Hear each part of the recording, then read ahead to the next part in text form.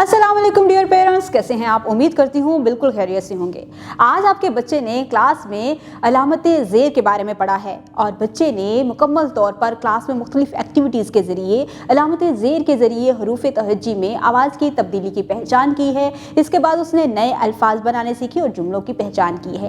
Class में उसने class work को बहुत अच्छे तरीके से मुकम्मल किया है। अब उसको होमवर्क दिया गया है। आप बच्चों की डायरी चेक करें और उस डायरी में आप चेक करें कि बच्चे को आज क्या काम मिला है। आपने अपनी अंडर ऑब्जर्वेशन बच्चे का वो काम मुकम्मल करवाना है और इसके साथ ही साथ आज जो बच्चे ने क्लास में सीखा है वो आपने उसकी रोज़मर्रा की बोलचाल में अल्फाज शामिल करने हैं और उसके ज़रिए आपने देखना है कि क्या बच्चा अपने बोलचाल में इन नए अल्फाज को शामिल कर रहा है।